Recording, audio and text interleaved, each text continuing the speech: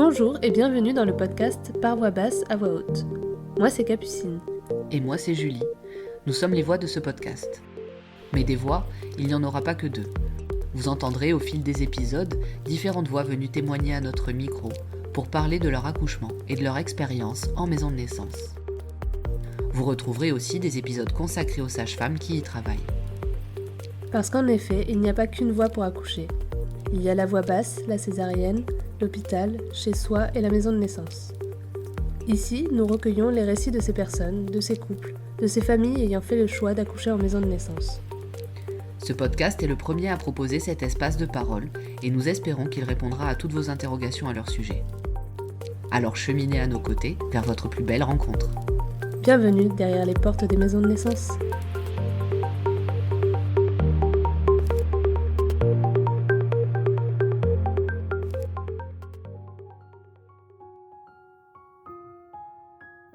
On dit souvent qu'un esprit bien préparé permet de surmonter de nombreuses épreuves. Dans cet épisode, Eva partage son parcours vers un accouchement physiologique, un choix qu'elle a fait bien avant sa grossesse. À 18 ans, un reportage sur les maisons de naissance l'a profondément marquée et a éveillé en elle le désir d'accoucher en toute liberté. Les récits d'accouchement en hôpital qu'elle juge trop passifs la confortent dans cette idée. Cependant, son entourage n'est pas d'accord avec son choix et elle doit lutter pour se faire entendre et y croire. Quand les contractions commencent en pleine nuit, Eva en profite pour créer sa bulle, un espace de concentration et de sérénité qu'elle tentera de maintenir tout au long de son accouchement. La simple présence de sa sage-femme et de son conjoint lui suffisent pour vivre cet instant avec toute l'intensité qu'elle avait imaginée. Aujourd'hui, Eva nous raconte son histoire.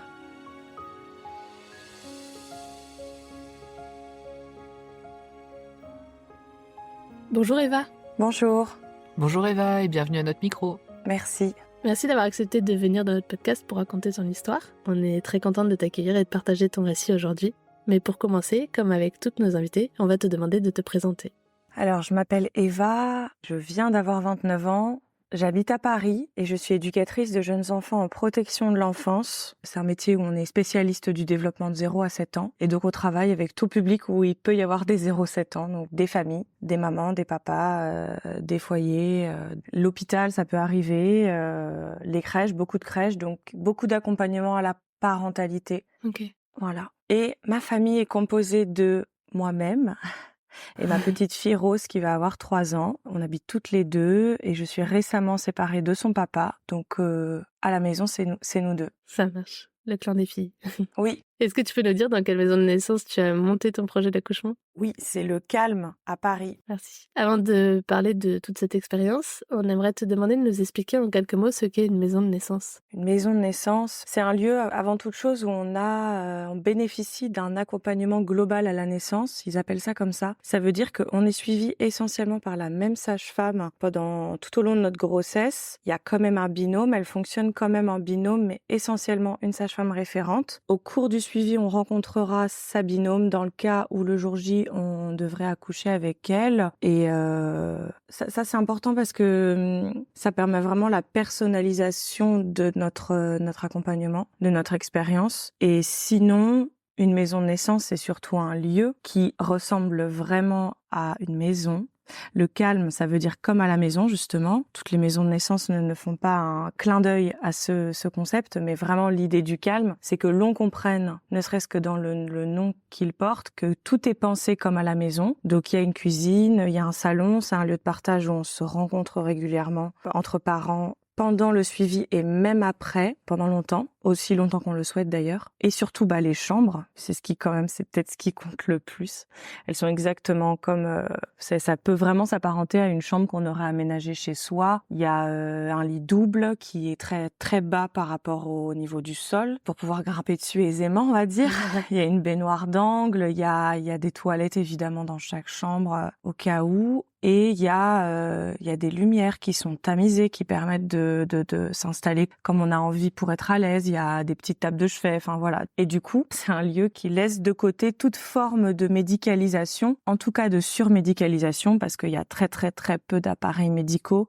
Je dirais que j'en ai pas tellement vu. Dans une maison de naissance, on n'aborde pas l'accouchement et le suivi de la grossesse par un axe médicale, mais vraiment par un axe physiologique. Moi, je dirais ça comme ça.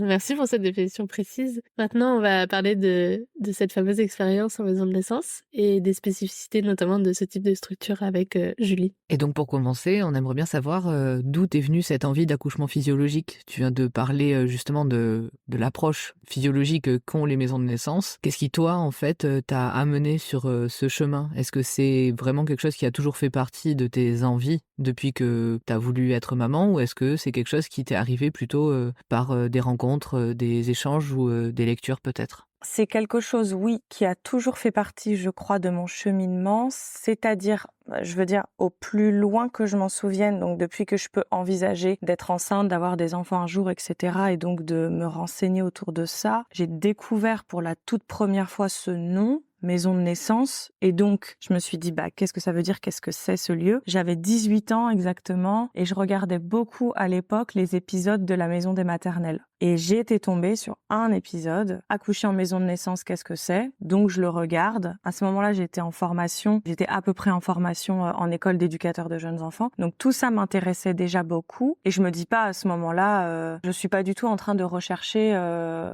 comment je voudrais accoucher plus tard parce que c'est pas un sujet à l'âge que j'ai à ce moment-là. Mais je regarde cet épisode par curiosité comme je regarde tous les épisodes de la maison des maternelles qui en fait abordent des thématiques qui me plaisent, qui m'intéressent et donc j'entends parler de ça de manière très vulgarisée, en fait très accessible, très compréhensible. Et je comprends à ce moment-là un petit peu que la maison de naissance, le dispositif d'une maison de naissance s'oppose à ce qu'on trouve en milieu hospitalier. J'y comprends vraiment un fonctionnement complètement autre que ce qu'on trouve à l'hôpital. Et du coup, je comprends à ce moment-là que c'est pas la norme du tout et que c'est pas courant. Je comprends vraiment ça à ce moment-là. Ça, c'est quelque chose qui me marque. C'est pas facile. Et c'est pas accessible à tout le monde d'accoucher en maison de naissance. Déjà, pour des raisons physiologiques ou pathologiques, on y reviendra peut-être, mais c'est pas ça qui m'interpelle à ce moment-là. C'est que il y a très très peu de maisons de naissance. Ils le disent à ce moment-là, je pense. Ils disent il y a 8 maisons de naissance en France. Bon, il y en a une à Paris. Et moi, je sais, et à ce moment-là, j'habite juste à côté. J'habite vraiment à 10 minutes à pied de la maison de naissance où j'ai accouché. Donc, je comprends. Je me dis, waouh, ok. Donc, elle est juste à côté de chez moi. C'est super drôle comme coïncidence. Ça m'intéresse pas du tout à ce moment-là, mais je le garde dans un coin de ma tête. Ouais. Et voilà. Et quelle idée tu te faisais du coup des maisons de naissance quand tu as eu cette première écoute de la maison des maternelles? Et je me dis, ça peut paraître assez fou, mais c'est un peu mon tempérament. Je me dis évidemment, c'est là qu'il faut que j'accouche et nulle part ailleurs. Et du coup, je comprends que vraiment accoucher en hôpital n'est pas du tout fait pour moi et que j'ai pas le choix. À partir du moment où j'ai su que ça existait, c'est comme j'ai mes listes dans ma tête. Vous savez, elles sont écrites nulle part, mais j'ai mes listes dans ma tête de choses que je sais que je vais faire. Et je sais du coup que le jour où je serai enceinte, je dois tout de suite, parce que je le comprends dès cet épisode, qu'il faut s'inscrire très tôt pour les questions de place, justement, de par rapport au nombre de demandes de places disponibles. Donc j'intègre cette information très vite, très tôt, et ça me quitte jamais. Je m'en rappelle à chaque fois que je pense à tomber enceinte au futur. Je me dis, il faudra pas que tu oublies. Pour la maison de naissance, il faut s'inscrire hyper tôt. Voilà. Le post-it mental. Oui. Et donc tu dis qu'à ce moment-là, tu as environ 18 ans, se passent quelques années, ça devait être au tout début de l'expérimentation des maisons de naissance en France, et ta fille va bientôt avoir 3 ans, donc maintenant ça date de 2021, il se passe quelque chose, c'est qu'à un moment donné, le projet se concrétise, tu es avec un compagnon, tu lui parles de ce post-it mental, tu lui partages cette envie, j'imagine, au moment où les choses deviennent beaucoup plus concrètes pour vous, et qu'est-ce qu'il en pense lui de cette envie que tu as profonde d'accoucher dans ce lieu? Je crois que comme tout ce que j'aborde avec lui, qu'il ne connaît pas au moment où je l'aborde avec lui, il écoute ça avec de l'intérêt, avec vraiment et avec curiosité surtout. Donc il est à l'écoute de ce que j'amène et pas du tout, il a pas de filtre parce que bon, c'est pas du tout la norme, personne ne comprend quelque chose à ce que c'est autour de nous quand on a expliqué ça des centaines de fois après. Donc mais lui non, quand je lui en parle, je me souviens pas de la discussion, mais je sais que c'est normal pour lui de me suivre, il m'entend dire tu sais, moi quand je devrais accoucher, en tout cas quand je serai enceinte, je ne veux accoucher qu'en maison de naissance. naissance, je ne me vois vraiment pas accoucher autrement et je ne me vois pas accoucher ailleurs. Et je lui explique le dispositif, je lui montre le site internet du Calme et ça lui parle tout de suite. Ok. Et pareil, il me dit ah bah oui, bah c'est normal. Enfin, pourquoi est-ce qu'on irait dans un hôpital? Du coup, je comprends pas. Il croit que peut-être même naïvement, il croit que c'est normal et qu'il y a sûrement beaucoup plus de maisons de naissance que ça et que si on a une grossesse qui se passe bien, du coup, il n'y a pas du tout de raison d'accoucher autrement que là. Donc ça devient tout à fait naturel et une évidence rapidement, je veux dire. Bon, bah tant mieux, ça c'est une chance aussi Oui, d'avoir quelqu'un finalement qui trouve qu'il n'y a rien de plus normal que d'accoucher dans ces conditions-là. oui. À plusieurs reprises, justement, tu as fait un parallèle entre les maisons de naissance et les maternités cliniques ou hospitalières, peu importe. Quelle était l'image, vu que c'est ta première fille, à ce moment-là, que tu te fais justement, tu nous parles de la médicalisation, voire de la surmédicalisation. Quelle image tu te fais un peu de ces autres lieux? Et ben justement, à part l'épisode sur les maisons de naissance, tout le reste de l'information que je reçois qui concerne tous les autres accouchements que des accouchements dits physiologiques du coup, donc que ce soit autour de moi ou que ce soit les mamans que je rencontre comme je travaille en crèche, juste avant de devenir maman, je travaille en crèche après avoir eu mon diplôme, donc à 23, 24, 25 ans. Donc les mamans que j'accompagne qui ont un bébé du coup qui a moins de 3 ans, donc leur accouchement, il est comme pour moi aujourd'hui, il est assez récent peut-être, il est dans les mois les mois qui précédaient, donc qui en reparlent. Et ce que j'en vois à la télé, ce que j'en lis sur les groupes Facebook, c'est quand même, alors j'allais dire à chaque fois, peut-être il faut pas trop exagérer le trait. Peut-être pas trop généralisé, mais ouais. Ouais, pas trop le généraliser, c'est quand même une tendance que j'ai parce que c'est quand même le regard que j'ai sur les accouchements en milieu hospitalier, c'est globalement qu'il se passe pas très bien, que les mamans après elles en ont un souvenir vraiment douloureux, avec justement de la douleur. Il y a de la douleur physique, il y a parfois des violences obstétricales, clairement. Ce qui ressort pour moi quand j'entends toutes ces femmes, c'est de la passivité dans le moment qu'elles ont vécu. Ouais. J'entends vraiment, j'ai pas été actrice de mon accouchement, j'ai suivi, on m'a à peine dit, on m'a à peine informée au fur et à mesure de mon accouchement de ce qui se passait.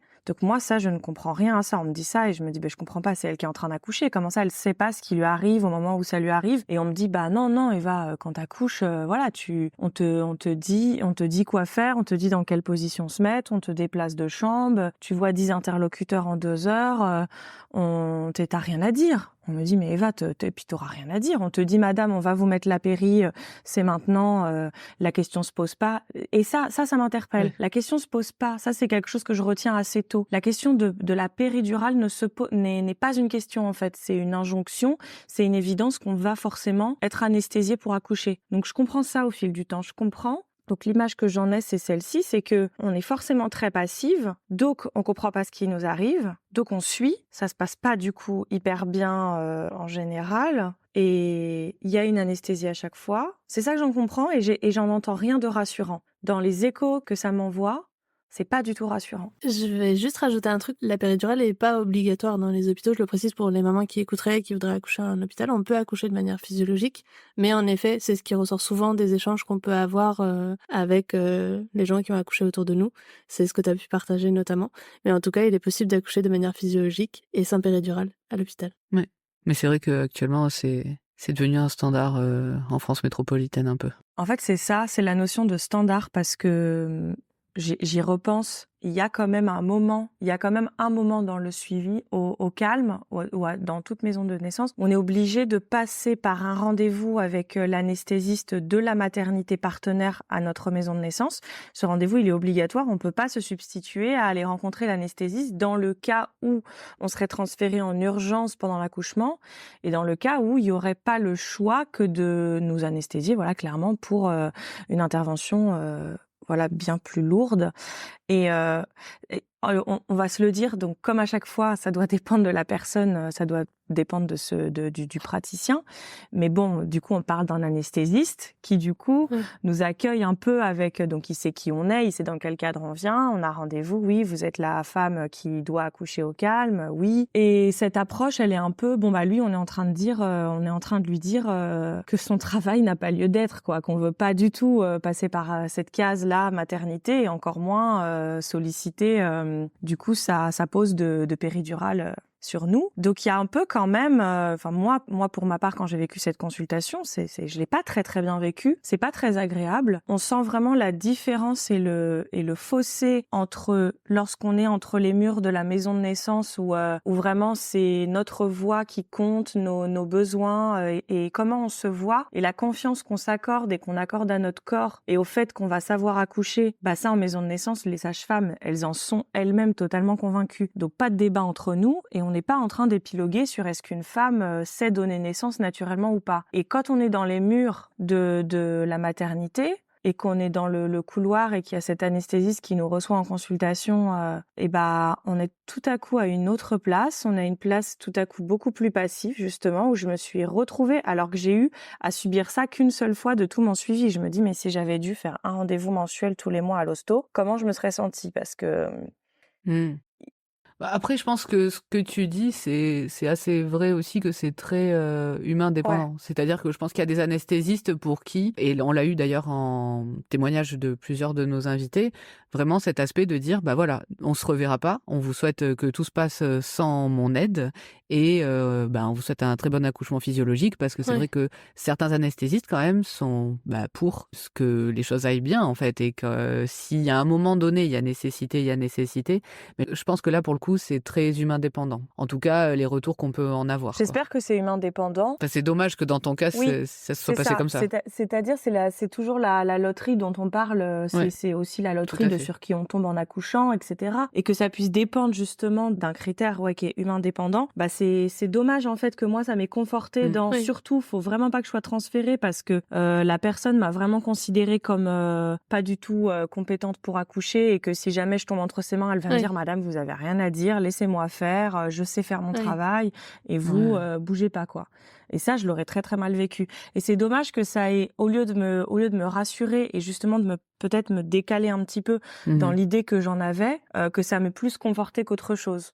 Ouais, mais ça, c'est vraiment, comme tu dis, en fait, une espèce de loterie qui est dommage et dommageable, en fait, je pense, pour tout le monde. Et pour l'image que les gens ont de la prise en charge hospitalière, et aussi dans l'autre sens, en fait, les peurs ou les réticences que ça peut générer chez les personnes qui sont confrontées à ça.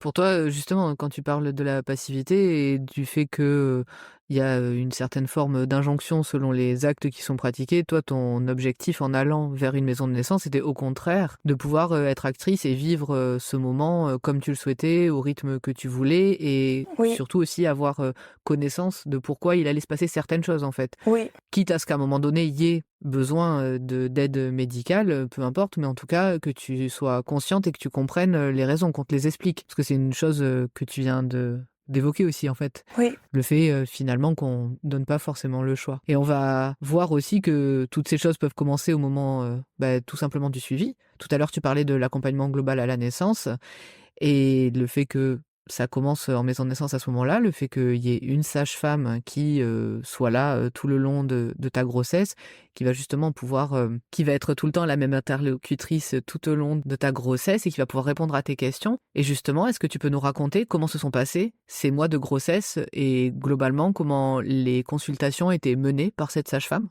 Je dirais que, avant toute chose, il y a du coup une vraie fluidité et une vraie continuité. Parce que effectivement, donc c'est tous les mois et quand même on commence à se connaître après d'un mois sur l'autre en voyant la même personne. Enfin, un mois, je veux dire, c'est pas très long. Donc on se voit quand on se rencontre, on se revoit après, on se revoit encore un mois après, on se revoit encore un mois après. Après, peut-être que je sais plus très bien. Ça se rapproche un petit peu sur la fin. Peut-être qu'il y a, je te revois dans 15 jours ou dans 3 semaines. Donc il y a cette fluidité, comme c'est la même personne. Vraiment, ce que je disais au début, cette personnalisation et cette singularisation de l'approche et de la perspective de ce moment de l'accouchement. Il est vraiment, c'est-à-dire qu'il est singulier parce que c'est moi et mon mari à ce moment-là, parce que c'est notre famille, que c'est ce bébé-là, le nôtre qu'on attend, et on ressent vraiment qu'on est dans ce qu'ils appellent l'accompagnement global. Enfin, il prend son sens. Je veux dire, ce concept prend sens. Là où au début, quand j'avais lu ça sur le site internet, je m'étais dit, quoi, accompagnement global, qu'est-ce que ça veut dire? Bon, ok. Et ça prend son sens en le vivant, en tout cas pour ma part. en le vivant, je reconnais ma sage-femme, elle me reconnaît, on commence à se connaître au fil des consultations. Et qu'est-ce qui se passe durant ces consultations? Vous discutez? Il y a des actes Ouais. médicaux? Comment ça se déroule un petit peu? C'est surtout des échanges et on s'étonne peut-être au bout de tellement les gens autour de nous, les questions qu'on nous pose, on croit que c'est pas forcément censé être juste une discussion. Mais en fait, la consultation, c'est essentiellement un échange. Évidemment, les questions qu'elle pose sont sur mon état quand même, mon état physique, mon état aussi émotionnel. Mais bon, bien sûr, ça concerne mes symptômes, le travail. Voilà, plus on approche des 6 mois de grossesse, plus c'est potentiellement la fatigue. Comme je travaille en crèche du coup, et que les conditions de travail sont assez intenses, le sous-effectif, alors que voilà, on a une vingtaine de bébés, on est 3, et que moi je suis enceinte. Sur la fin, elle me dit voilà, à tout moment, je t'arrête en fait. Moi, je voulais pas m'arrêter avant la fin de l'année de crèche, puisque comme mon terme était en octobre, j'étais persuadée d'aller jusqu'au 31 juillet, jusqu'à la fermeture de la crèche. Et finalement, j'ai pas pu, on m'a pas laissé le choix parce que... Et en fait, ça m'allait très bien comme ça. Si j'avais dû décider, je m'arrêtais pas avant que l'année de crèche soit finie. Mais en fait, à l'époque, pour le rappel, c'est pas non plus l'année du Covid 2021, mais c'est quand même l'année qui suit. Et on était encore sous je sais plus comment ça s'appelait. Les protocoles sanitaires peut-être. Ouais, certains protocoles et notamment l'idée qu'il y avait un public à risque et que les femmes enceintes au 3e trimestre de grossesse étaient à risque. Ça, c'était quelque chose d'établi. Et donc, à 6 mois, en entrant dans son 3e trimestre de grossesse, on était immédiatement arrêté de travail, sauf si on était en full télétravail chez soi. La question se posait pas. Mais à part le full télétravail chez soi, s'il y avait des trajets à faire, s'il y avait du coup des rencontres, donc des collègues ou du public, donc là, les petits bébés, leurs parents, on brassait quand même du monde, c'était d'office arrêt à 6 mois de grossesse. Okay. Donc en fait, c'était mieux comme ça. Après coup, c'était mieux comme ça. Mais du coup, c'était surtout des échanges. Bien sûr, on parlait de mon état avec ma sage-femme. Et quand même, parce que je voudrais pas donner l'impression qu'elle faisait rien qu'elle m'a pas touchée pendant 6 mois. Mais elle, je sais qu'elle prenait ma tension à chaque fois. Elle regardait mes bilans sanguins. Elle pouvait m'en dire quelque chose, donc ça prenait sens pour moi. Et elle faisait quoi d'autre? Et juste, elle écoutait le cœur de mon bébé avec un Doppler. Donc je ne voyais rien. Moi, je m'attendais, il y avait pas d'autre machine que le Doppler pour écouter le cœur du bébé. Et elle mesurait mon ventre. Ouais. Juste pour précision pour les auditeurs, le Doppler, donc c'est une toute petite machine avec un petit capteur qui est relié et qui s'appose directement sur le ventre et qui est du coup beaucoup plus léger qu'un monitoring qui fait tout le tour du ventre, etc. C'est vraiment juste pour écouter la fréquence cardiaque du bébé, qu'on peut entendre d'ailleurs en haut-parleur. Ouais, on l'entend. Pour le plaisir de la maman et du papa. Oui. Tu viens du coup de nous parler des consultations, de comment tu rencontrais ta sage-femme de manière mensuelle, etc. Tu nous as pas précisé si ton compagnon de l'époque était présent durant ces consultations. Et aussi, tu as évoqué le fait que vers la fin de la grossesse, les rencontres se rapprochaient. On sait qu'il y a les préparations à la naissance qui s'ajoutent aux consultations dont tu viens de nous parler, avec le petit Doppler, la mesure utérine et les bilans sanguins. Ces préparations à la naissance sont hors, justement, approche médicale et servent à amener la maman à aborder le jour J, voire le postpartum. Qu'est-ce que tu pourrais nous dire aussi de ces séances? Et pareil, est-ce que ton conjoint a été avec toi? Est-ce que c'était en individuel, en groupe? Comment un petit peu tout ça s'est déroulé sur ta fin de grossesse? Alors, mon mari, il était présent à chaque rendez-vous de suivi, au calme. J'en ai peut-être fait un sans lui, mais c'est pas ça m'a pas marqué. La préparation à l'accouchement, justement, je sais pas si j'ai très bien compris la question parce que peut-être que ça dépend des maisons de naissance, mais en tout cas au calme. Des fois, ça fait partie de la consulte et des fois non. Oui, c'est ça, exactement. En tout cas, au calme, ils considèrent qu'il n'y a pas ils ajoutent pas quelque chose. Ça fait partie des échanges qu'on a avec elle. Et du coup, ça consiste, donc c'est pas un truc avec justement une méthode et on vous donne une méthode et vous vous entraînez en vue du jour J. C'est toujours la même idée. On échange.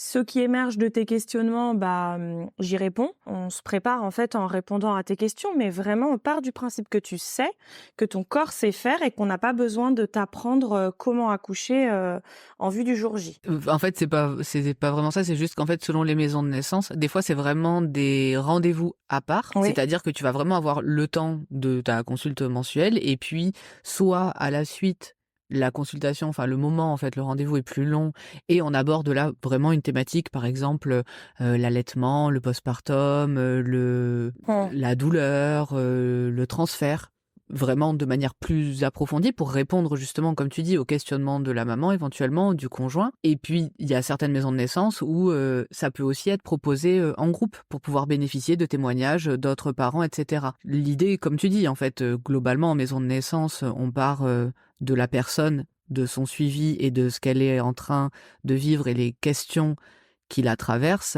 Ceci étant dit, il y a quand même un certain nombre d'informations que les sages-femmes se doivent ou en tout cas souhaitent délivrer aux personnes. Mais du coup, je suis Oui. curieuse de savoir, est-ce qu'il y a eu peut-être une thématique ou deux, ou toi, des questions qui vraiment étaient importantes pour toi, si peut-être tu as eu des peurs ou des angoisses tout au long de ta grossesse? Oui, alors effectivement, du coup, ça faisait partie intégrante de la consultation, donc individuelle dans mon cas, donc avec mon mari, nos questions à tous les deux. Mmh. Et s'il y avait bien un sujet qui m'angoissait beaucoup, oui, c'était la potentialité du transfert. Mmh.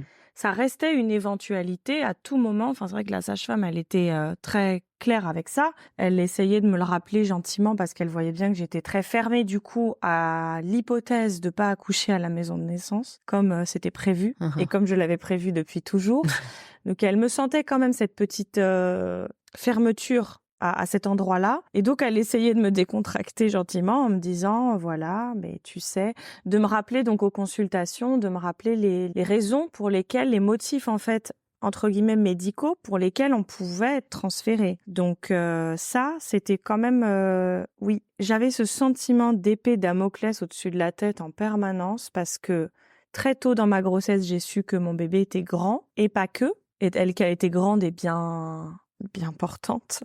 Donc, mon mari et moi, on était tous les deux assez grands. Mais en tout cas, elle n'était pas étonnée qu'on puisse avoir un gros et grand bébé, ma sage-femme. Elle disait, c'est normal, et ton corps a fabriqué un enfant. Et ça c'est quelque chose qui me marquait. Ton corps a fabriqué un enfant que tu peux sortir par ton bassin.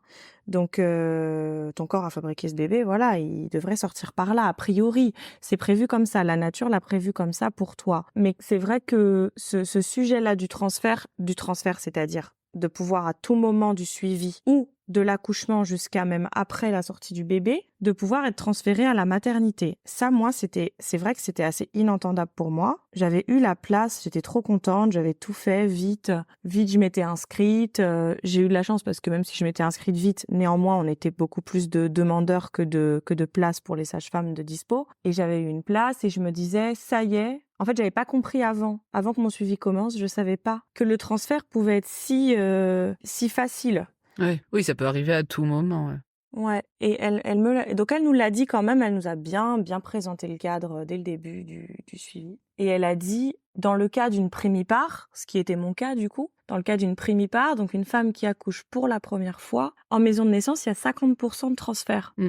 Ah bah là, le ciel m'est tombé sur la tête, j'ai fait quoi? Mais non, mais alors c'est sûr, ça va être moi. Une chance sur deux, ça peut être que moi. Et ça m'a fait peur tout au long du suivi parce qu'en plus, il y a eu des pas des inquiétudes, c'est pas le mot parce que moi, ça m'a jamais inquiété. Alors je pourrais pas dire, mais des petits questionnements quand même sont apparus. Ça a pas été fluide toute ma grossesse non plus. Comme j'avais un gros bébé, j'ai fait le test du diabète gestationnel, j'en avais pas.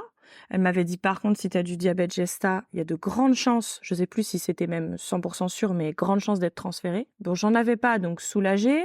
Sauf que ensuite, derrière, mais bon, ta fille est quand même au-dessus sa courbe est quand même au-dessus de la moyenne. Sa courbe de croissance est quand même au-dessus de la moyenne. Et sur 100, elle était au 99e percentile. Et jusqu'à la dernière minute, la dernière chance qu'on me laissait pour vérifier que ma fille avait diminué un tout petit peu dans sa courbe de poids et qu'elle était passée in extremis, je crois, à 96 ou 97 percentiles sur 100, mais que tant qu'elle était à 99, c'est-à-dire ma sage-femme me mettait en garde sur le fait que je suis vraiment désolée, Eva, mais si ton bébé reste à 99, la question du transfert va se poser. Mmh. Ouais, je comprends. Et tu parles du coup des différentes mises en garde à différents niveaux de ta grossesse, que ce soit pour le diabète gestationnel, les percentiles de ton enfant, etc. Mais comment elles ont fait du coup pour te rassurer et t'accompagner dans justement cette peur qui était assez présente chez toi? Je dirais que, à l'image du suivi, c'était surtout beaucoup de dialogue et donc de l'écoute de sa part. de l'écoute de sa part de mes peurs et de mon idée en fait et de mes représentations du milieu hospitalier. Elle essayait quand même de me permettre de m'en décaler un petit peu et de me dire justement ça ne se passera pas forcément super mal. Si tu es transférée, tu auras sûrement un très bel accouchement quand même. Donc elle essayait de m'aider à peut-être déconstruire un peu le monde que je m'en faisais, mais autant vous dire que ça n'a pas fonctionné, mais ça lui appartient pas du tout dans ce qu'elle a essayé de m'apporter comme élément de réponse. Oui. C'était moi de mon côté inenvisageable. Et dans cette idée, malgré tout, vu que tu disais, par rapport à l'accompagnement global à la naissance et tout ce qu'elle a pu, mettre en œuvre pour, apprendre à te connaître, pour, te rassurer que ça ait fonctionné ou pas en tout cas, répondre à tes questions, aux questions de ton conjoint et créer du coup tout ce lien de confiance jusqu'au jour J. Qu'est-ce que ça te faisait toi d'être suivie par une seule ou 2 sages-femmes? Parce que donc tu as précisé qu'il y avait quand même un binôme, dans l'histoire, vu pour les questions d'astreinte. Qu'est-ce que tu trouvais en fait, dans ce suivi particulier? Ça me rassurait beaucoup et surtout je trouvais ça super, mais surtout je trouvais ça normal. Je ne voyais pas comment, je veux dire, mon médecin généraliste a priori, sauf si j'en décide autrement, mais depuis longtemps mon médecin généraliste c'était le même. Donc pour des questions de santé, j'allais voir une personne qui était toujours la même. Je ne voyais décemment pas comment on pouvait, avoir un suivi en maternité où on voyait un praticien différent à chaque rendez-vous. Donc en fait, je trouvais ça absolument normal. Et je me disais, comment je pourrais faire autrement que d'être avec une personne, qu'à mon dossier entre les mains, mais mon dossier, en fait, c'est pas un dossier papier uniquement avec les infos qui sont dedans. Effectivement, que ça, n'importe qui de compétent dans son métier est capable de lire et de comprendre. Mais la dimension humaine, qui est en plus encore plus prégnante, dans ce parcours de maternité où on est très vulnérable quand on est à ce moment-là enceinte. Je me sentais très vulnérable et j'avais conscience que pour ça, la personnalisation de mon suivi, elle était très, très bienvenue en fait.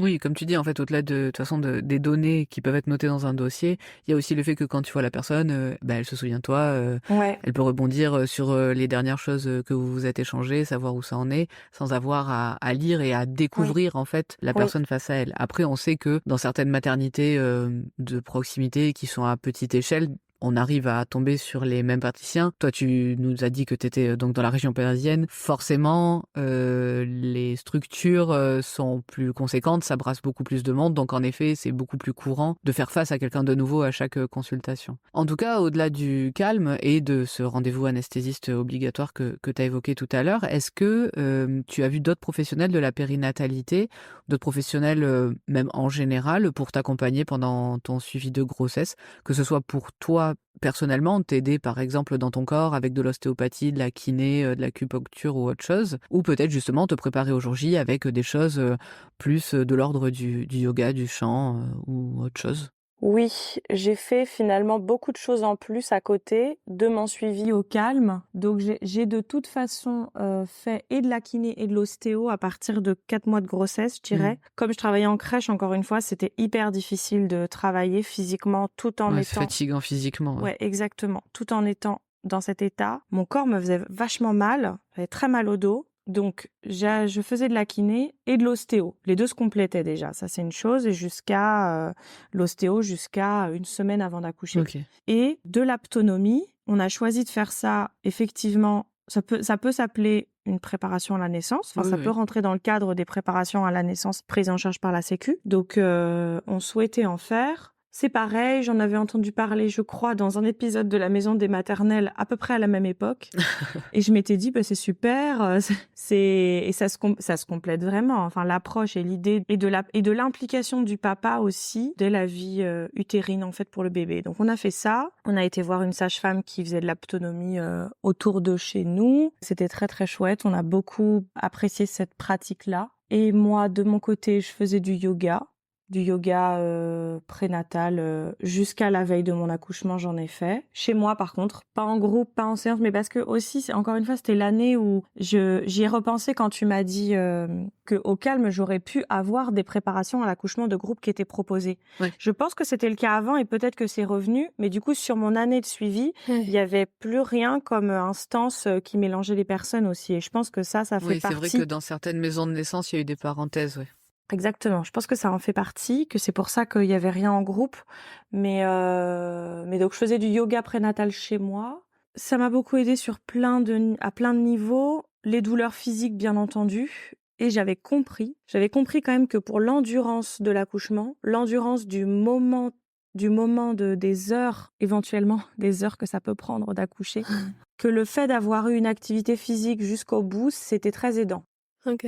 Ouais, et ça a vraiment, pour ma part, je l'ai vraiment ressenti. Ok, d'accord. Bon, bah, du coup, c'était positif, toutes ces petites choses qui t'ont accompagné, en plus du suivi, du calme. Et l'acupuncture. J'ai failli oublier. J'ai fait de l'acupuncture sur la fin parce que je voulais un peu déclencher mon accouchement parce que j'avais un très très gros bébé et que j'avais vachement peur d'être déclenchée parce que ça aussi, j'avais eu cette, entre guillemets, cette menace. Et partout autour de moi, c'est ce qu'on me disait aussi. Oui. C'est-à-dire que Du coup, t'as préféré que ce soit déclenché par l'acupuncture Oui, que par, que un par processus, médicalisation, ouais. Ça n'a pas fonctionné du tout, hein, j'ai dépassé mon terme. Mais mais t'as pas été déclenché non plus. non plus, oui. Tu vas nous raconter ça tout à l'heure. Une dernière petite question justement, avant que tu ailles plus loin dans ton récit. Dans les maisons de naissance, il y a la particularité d'avoir donc des cuisines, comme tu nous l'as décrit dans ta définition de maison de naissance. C'est vraiment une maison et on sait que ce lieu peut être un lieu d'échange, de partage. Qu'en est-il dans ta maison de naissance? Oui, c'est le cas. Qu'est-ce que tu peux nous dire, toi, de la cuisine du calme? La cuisine du calme, elle est, on va dire que c'est une cuisine américaine. Donc le salon, il y a des canapés et tout la pièce de vie qui ne donc pas les chambres, mais vraiment la pièce de vie, la pièce principale du calme, c'est effectivement une cuisine avec un frigo. Je sais même pas, il doit y avoir un four, enfin des plaques de cuisson, du thé, du café, des choses à manger, enfin une grande table. Et ça, c'est dans le salon, quoi, entre guillemets. Enfin. Et il y a très régulièrement des grands rassemblements de parents du calme à tout moment de la semaine ou du week-end. Le calme est ouvert aux usagers. Il y a à la fois dans le calme, comme c'est une association, il y a l'aspect des professionnels de santé que sont les sages-femmes qui sont une équipe et qui gèrent effectivement leur pratique en autonomie.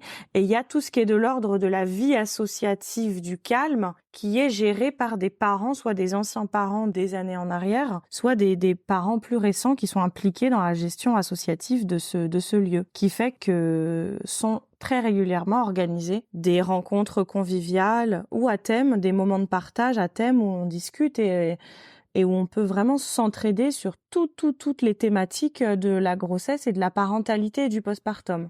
Et régulièrement, et jusqu'à encore très récemment, j'y vais et j'y retrouve des mamans, des anciennes mamans comme moi qui ont un enfant de 2, 3 ans ou plus, ou des mamans enceintes à ce moment-là qui viennent rencontrer des mamans plus expérimentées, ou les mamans avec un tout petit bébé qui sont en plein dans leur postpartum, en congé mat ou en congé parental et qui fréquentent encore ce lieu de manière presque hebdomadaire, quoi.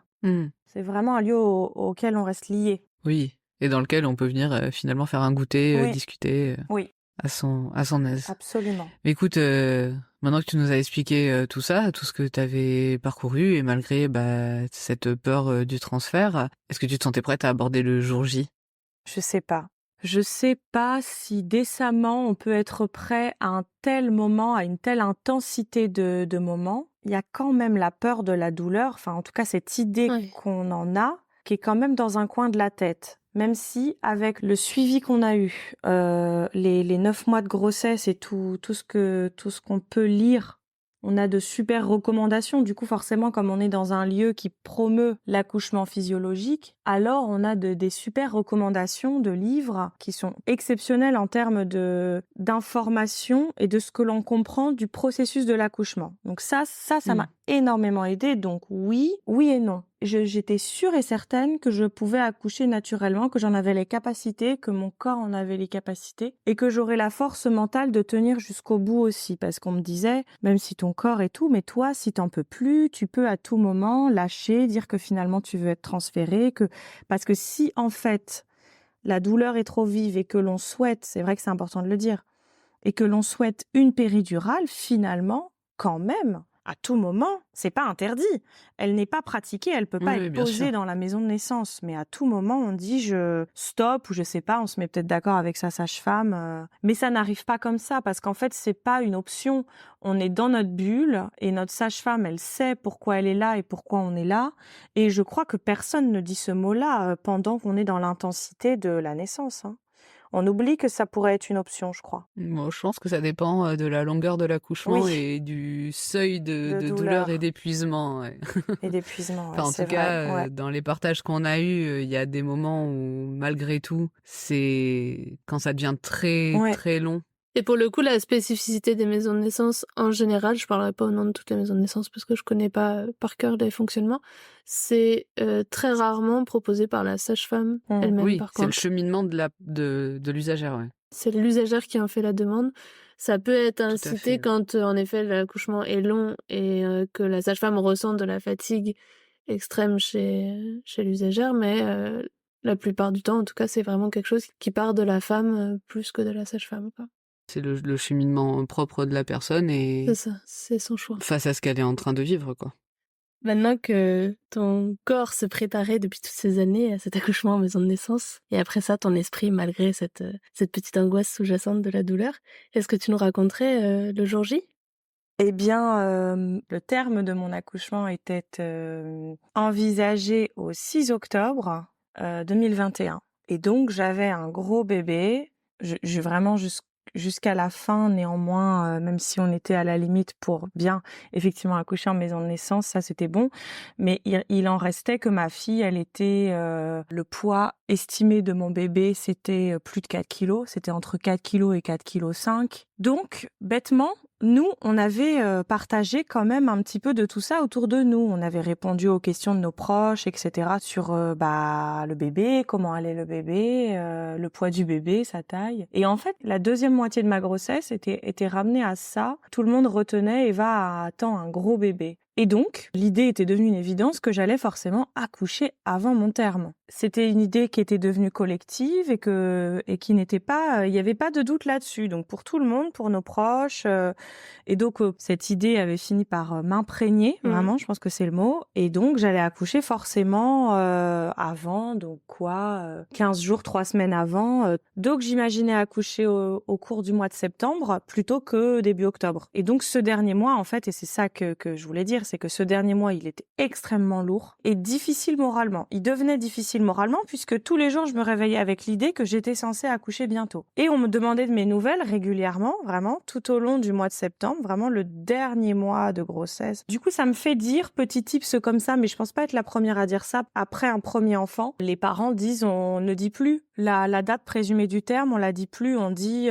courant septembre ou courant octobre même. Il aurait jamais fallu dire courant septembre. D'ailleurs, dans mon cas, on aurait dû dire au mois d'octobre. Et comme ça, j'aurais pas eu tout le mois de septembre des appels ou des SMS, en tout cas tous les 2 jours. Alors, le bébé est né, ce qui est horrible parce que en plus, si le bébé était né, on a envie de l'annoncer. Donc, s'il était né vraiment, c'est pas parce que tu me poses la question « Alors, le bébé est toujours pas arrivé ?» que c'est comme ça. « Ah si, au fait, j'ai oublié de te dire, si, le bébé est né. » Donc, il y avait cette espèce de je sais pas quoi, là, comment ça s'appelle, j'allais dire injonction, mais je sais pas si on me donnait l'injonction d'accoucher plus tôt, parce que je sais pas si on peut vraiment la donner à quelqu'un, mais en tout cas, il y avait cette attente presque collective. Ouais, une effervescence un peu déplacée, quoi. Ouais. Après, il est peut-être important de dire que notre bébé, c'était le premier autour de nous. Dans nos entourages, c'était la première naissance de notre famille. On est tous les deux les aînés de nos fratries. Et en plus, on a une autre fille assez jeune. Donc, c'était déjà pas urgent.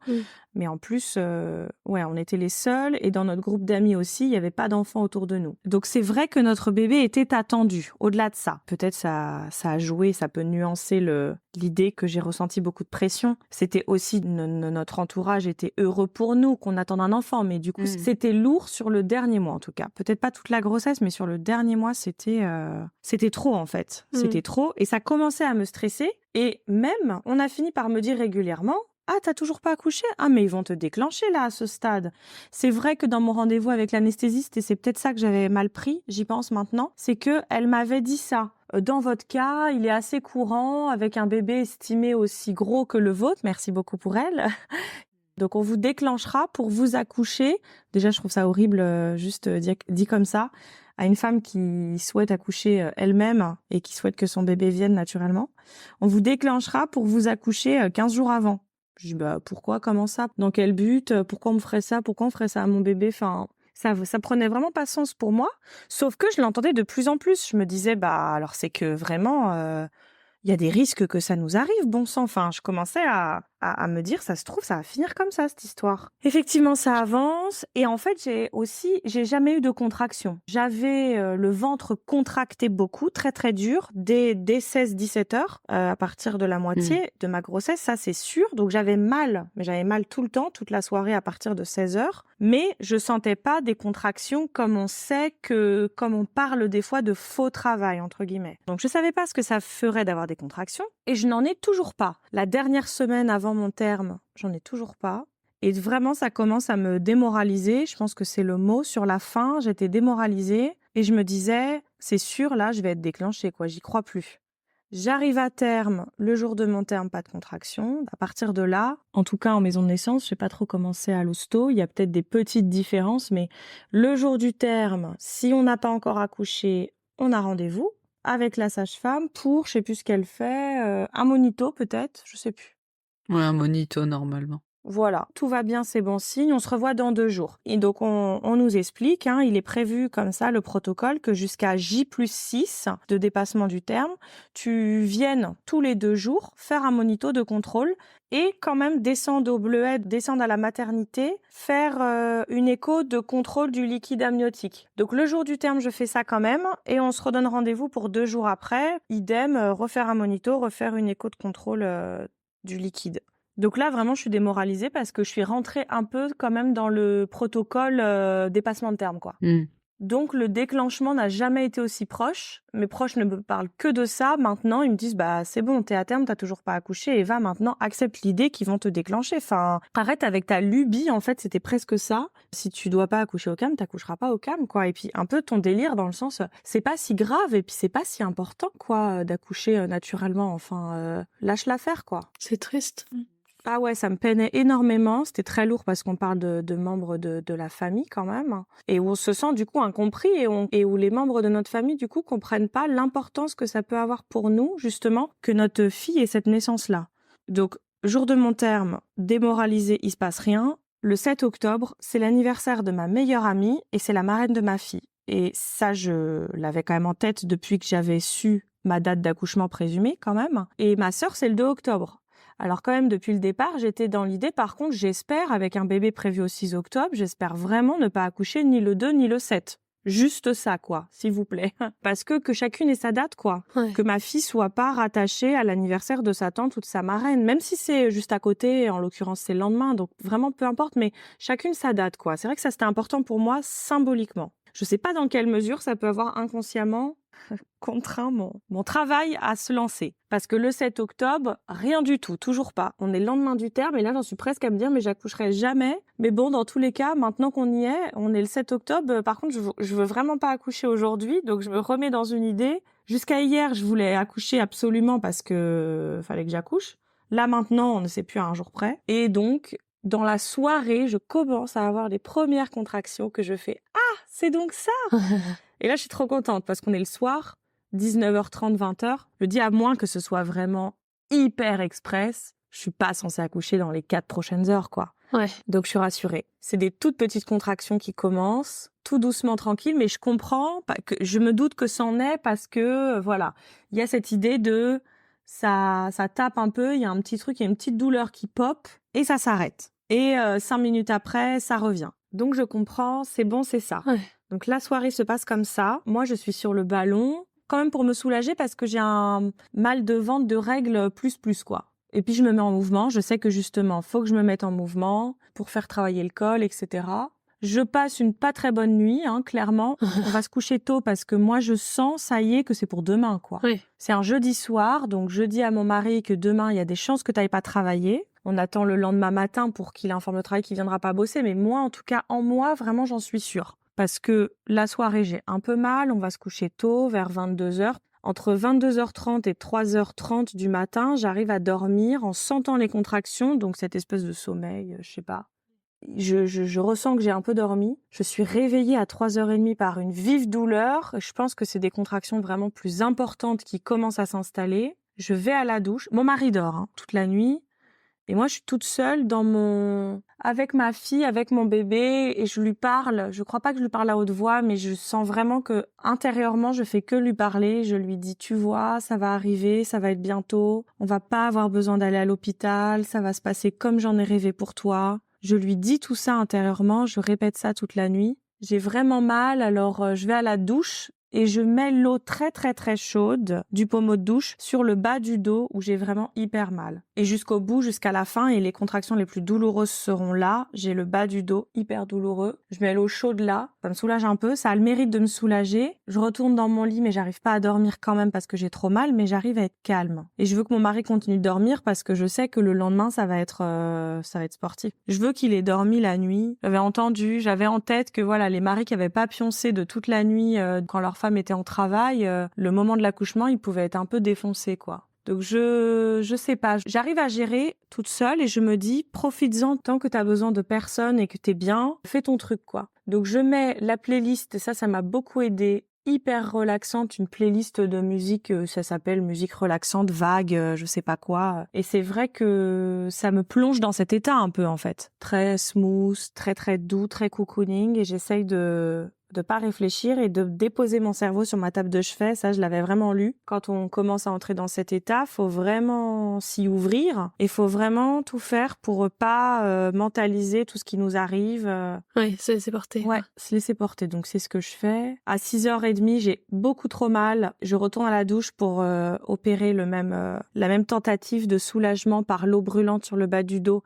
C'est un échec. Ça me soulage pas du tout. Et en plus, les contractions se rapprochent énormément. Et je me dis, ah, quand même, parce que j'avais pas du tout compté rien, parce que j'étais vraiment dans cette idée, j'aurais pas de toucher vaginaux, c'est pas la peine d'aller essayer de voir à combien je suis dilatée, et je vais certainement pas lancer le minuteur sur mon téléphone pour calculer mes contractions. Et mon mari dort, donc il sait pas trop que ça a commencé sérieusement, mais là, j'ai un petit moment de flip dans la douche où je me dis, par contre, ça se rapproche vraiment sérieusement et j'ai très envie d'accoucher naturellement, mais l'idée quand même d'arriver jusqu'à la maison de naissance, donc blague pas, et le but c'est pas non plus que ça commence à pousser là dans la douche, quoi. Et toute seule.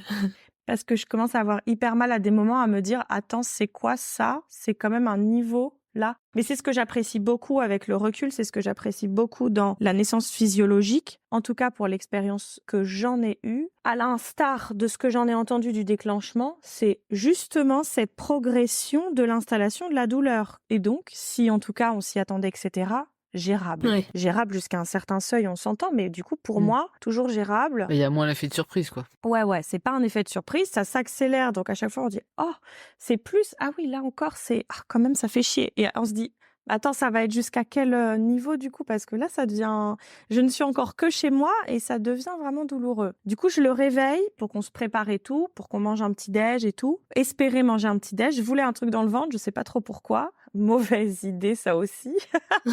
Je voulais un truc dans le ventre, dans l'idée que voilà, j'avais pas mangé depuis mon dîner. Je le réveille, il se prépare, et je lui dis que ça va être pour aujourd'hui. Et là, j'appelle la sage-femme à 9h en lui disant bon, je vais pas tarder, quoi. On se donne rendez-vous, il était prévu, il était convenu qu'on va se donner rendez-vous, du coup, parce que la nuit, on s'est peut-être écrit, je lui ai écrit le soir. J'ai mes premières contractions, mais j'ai pas mal du tout, on se tient au courant. Elle m'avait écrit un long message avec les étapes, voilà, tu peux respirer, tu peux faire ci, tu peux faire ça, prendre des douches bien chaudes, justement. On s'était écrit juste le soir avant que j'aille dormir, et elle m'avait dit, tu m'appelles demain quand tu veux venir, en fait. Donc, ce que je fais, à 9h, elle me dit, vu là la conversation que tu arrives encore à tenir avec moi au téléphone, je pense que c'est pas urgent, tu vas pas accoucher dans une demi-heure, mais viens tranquillement, on se retrouve dans 1 heure, quoi. C'est bien, ça me rassure, je panique pas comme ça, parce que dans ma douche, j'avais quand même commencé à avoir un doute sur l'accélération, sans me dire « Ouh là là, je vais peut-être accoucher chez moi ».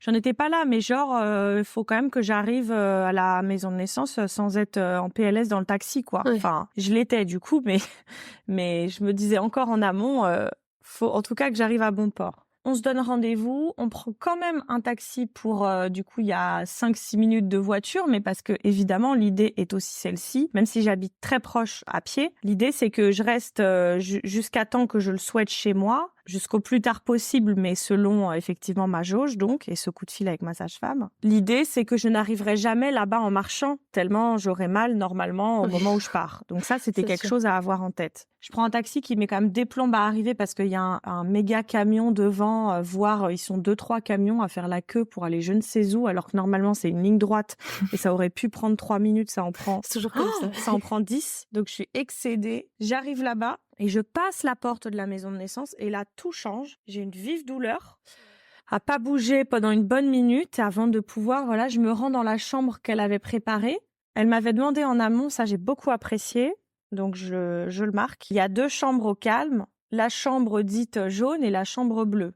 Elle m'avait demandé, je crois, au téléphone, à quelle chambre tu veux que je te prépare. Je ferai couler le bain quand tu me dis que t'es partie de chez toi, je ferai couler le bain. Je lui dis la bleue, absolument. C'est ma couleur préférée. C'est cette chambre, j'ai une énergie hyper favorable. Et j'avais rencontré ma sage-femme dans cette chambre-là, à l'occasion de la consultation dans la chambre bleue. Et que j'avais, il y avait vraiment une énergie pour moi. C'est quelque chose qui s'explique pas, mais j'avais vraiment une aura avec elle. Je sentais, en fait, c'était évident quand je l'ai rencontrée. Je suis sortie de la consultation et j'ai dit à mon mari, je veux vraiment accoucher avec elle. Je le sens trop bien. Elle a vraiment une aura hyper... elle est très douce, elle est très très bienveillante. Elle a une voix et un choix des mots qui est très cocooning. Enfin, elle a... En tout cas, c'est ce que ça m'a renvoyé, moi, à cet instant T de mon parcours. Et c'est ce qui se passe. C'est vrai que quand j'avais regardé le planning de leurs astreintes de mon mois de terme aussi, ça avait joué, je pense. Je regarde ce planning d'astreinte et je vois que les 2 premiers, je sais plus si c'était 1 semaine sur 2, comme une garde alternée de sage-femme, garde alternée entre nos patientes, ou 2 semaines, 2 semaines. En tout cas, la grosse semaine qui était ma semaine de 40 à 41 SA, c'était l'autre sage-femme, pas celle avec laquelle j'espérais accoucher. Donc, c'était pas grave non plus. C'était ma sage-femme quand même à l'origine. C'était pas grave si c'était avec elle. Mais encore une fois, dans cette idée de je m'en suis fait une idée, je vais accoucher avec elle. C'est comme ça que tu l'avais visionné, quoi. Visualisé. Ah ouais, c'est comme ça que je l'ai visionné. J'ai eu cette vision de mon accouchement. Et l'astreinte, justement, est passée à 20h. Le moment où j'ai eu les contractions, c'est là que l'astreinte passait de l'une à l'autre, le jeudi soir qui donnait lieu au vendredi où j'ai accouché. Donc, je sais pas si c'est un hasard. En tout cas, tout s'était aligné quand même pour moi. Je comprenais, là, j'étais rassurée. Je comprenais que ça y est, c'est bon, j'allais pas être déclenchée. On était rentré dans, clairement, le travail. Je vais dans la chambre bleue qu'elle m'a installée. Tout se passe assez vite parce que je sais qu'il est 11h quand j'entre et que ma fille est sortie à 13h22. Donc, je sais qu'il y a eu juste 2 heures, à peine 2 heures, 2 heures environ.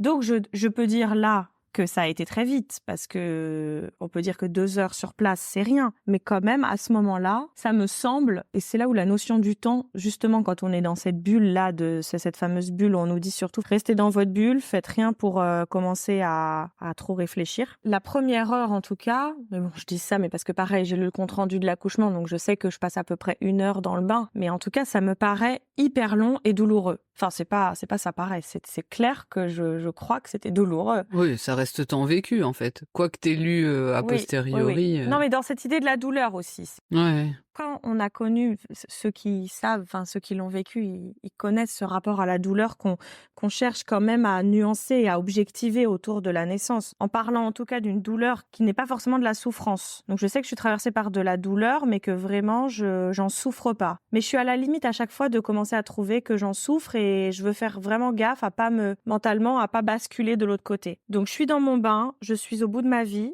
Je croyais que ça allait être génial d'être dans ce bain. Je pense qu'il faut se le dire aussi parce qu'on a une image et une idée de l'accouchement naturel. Il y a forcément un passage dans l'eau, voire on a envie d'accoucher dans l'eau. Quand on entend accouchement naturel, il y a une question quand même qui est souvent posée, c'est est-ce que tu as accouché dans l'eau du coup? Non, je vais pas accoucher, mon enfant, elle est pas née dans le bain. D'ailleurs, je crois que on peut pas le faire ça au calme. Je sais pas si c'est dans les maisons de naissance où on peut pas le faire, mais au calme en tout cas. Non, c'est dépendant Voilà. des lieux. Mais on nous dit, tu sortiras. Si ça commence à pousser dans l'eau, tu sortiras. Mais bon, bref, j'en ai pas envie du tout. On nous demande un peu, tu sais, en amont, on nous demande, est-ce que tu veux qu'on mette les choses en place pour que tu réceptionnes ton bébé toi-même ou ton mari? La question avait été posée à mon mari. Il y tenait pas particulièrement à l'attraper quand elle allait sortir. Voilà. Donc, juste que ça vienne, on verra. Ouais. Je croyais que j'allais avoir besoin absolument de pas être seule, que j'allais avoir besoin du soutien absolument inconditionnel de mon mari. J'avais beaucoup lu de témoignages. La lecture de témoignages, je fais un aparté, mais la lecture de témoignages, c'est quelque chose qui joue énormément. de témoignages d'accouchement physiologique, ça fait que, enfin pour ma part en tout cas, plus j'en lisais, plus ça normalisait cette chose qui pour tous les autres autour de moi semblait croire quand même que c'était hyper peu courant, hyper inaccessible, que tu verras, tu lâcheras l'affaire, tu vas pas y arriver, t'auras tellement mal que tu diras on arrête tout, je veux une péri. Et le fait d'avoir autant lu d'accouchements physiologiques m'a fait quand même, en quantité, m'apercevoir que non, clairement, il y en a quoi. C'est pas rare, quoi. C'est pas la norme. C'est pas la norme culturelle, l'accouchement physiologique. C'est pas infaisable et pas rare, C'est quoi. ça. Donc, ça quand même, ça avait participé à bien m'apaiser néanmoins. Et aussi, j'avais lu que du coup, très souvent, la sage-femme et le papa jouaient un rôle hyper, juste indispensable quand même dans cette gestion de la douleur. Oui. Et de la peur de la poussée, et de l'approche à la peur de la poussée, parce qu'il y a ce fameux cercle de feu, donc c'est pareil, qui est hyper... quand on se prépare à accoucher naturellement, on en entend parler, on s'y attend, donc on n'est pas pris par surprise par cette sensation effectivement horrible. Enfin, je sais pas du coup si c'est horrible vu qu'on s'y attend, donc il n'y a pas un effet de surprise de « ouah, j'ai hyper mal », c'est encore une fois une douleur de plus d'un degré supplémentaire qui vient s'ajouter depuis quand même tout à l'heure à quelque chose, mais qui est quand même progressif. Et là, dans mon cas, et surtout dès lors qu'on était rentré dans la maison de naissance et que j'étais dans le bain, il fallait surtout pas qu'on me touche. Je voulais pas que mon mari s'approche trop près de moi et parle dans mon oreille ou des choses comme ça que j'avais pu lire. J'avais vraiment besoin d'être, je sais pas si ça s'appelle seule, mais j'étais extrêmement vulnérable. Et en même temps, je sais pas comment dire, je me suffisais à moi-même, même s'il avait pas été là, c'est-à-dire dans la pièce, quand même dans la chambre avec moi, j'aurais pas été non plus trop rassurée, je le sais.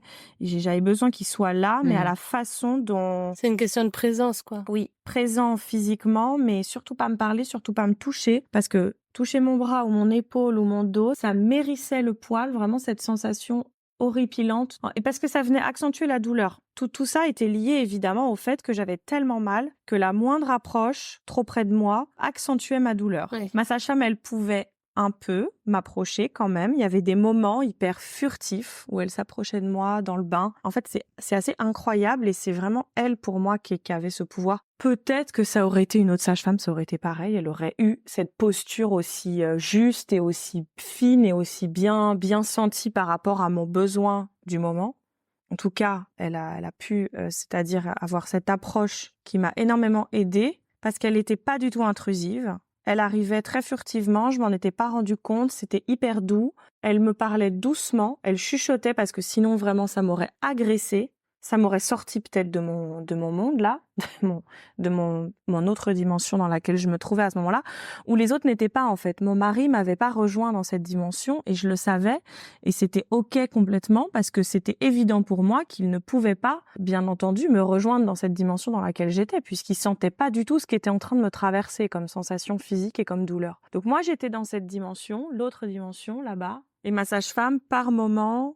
Voilà, elle me guidait quand même. C'était de la guidance, juste très douce, très très ponctuelle. Il n'y a pas eu énormément d'intervention de sa part. C'est ça que j'ai apprécié et que je n'aurais pas supporté, je pense, avec le vécu que j'ai eu de la maison de naissance et de ce besoin qu'on soit à l'écart de moi. Je n'aurais pas supporté des présences intrusives de personnel hospitalier. Voilà. Donc, j'ai besoin de sortir du bain parce que j'ai hyper mal et donc mon mari et la sage-femme m'aident à sortir et à m'approcher du lit. Et là, il m'aide à me mettre sur le lit. Et là, effectivement, c'est terrible. C'est la phase de désespérance. Donc, c'est normal. C'est normal, mais c'est vrai que là, c'est hyper douloureux. Je suis désespérée à ce moment-là. Et ce qui me traverse, c'est absolument ce qui était prévu qui se passe. C'est de me sentir désespérée et de croire que je ne vais pas y arriver. Donc, je dis ça. Je dis, mais c'est trop, je vais pas y arriver. J'ai beaucoup trop mal. Quand est-ce que ça s'arrête?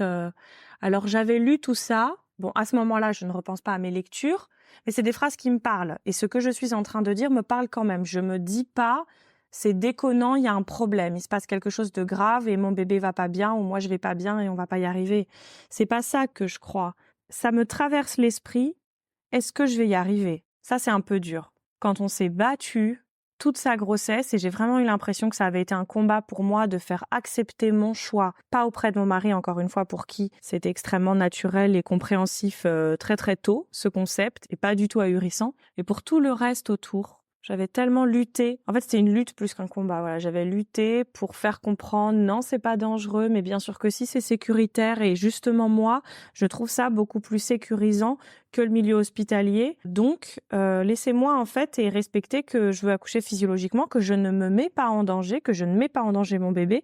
C'est quand même horrible quand on est enceinte et surtout la première grossesse. Cette espèce de petite remarque, réflexion régulière d'un peu tout le monde, que tout le monde se permet. Famille, amis, collègues, pharmaciens, anesthésistes, tout le monde, vraiment, vraiment tout le monde, supermarché. De dire, c'est pas un peu dangereux quand même pour toi et pour ton bébé. Enfin, tu prends pas un peu un risque. En fait, c'est cette notion de risque que je trouve qui est importante et que votre podcast, d'ailleurs, j'ai vu l'épisode sécurité en maison de naissance. Je trouve que c'est vraiment important. Il faut qu'il y ait ce canal de communication autour du fait que, non, bien au contraire, la sécurité n'est absolument pas mise de côté en maison de naissance. Et que bien au contraire, la sécurité, elle est tellement mise au premier plan, je trouve, que pour moi, vraiment, j'aurais pu être transférée pour quelque chose qui pour moi n'avait pas de sens, pour quelque chose pour lequel moi, je me sentais pas en danger. Oui.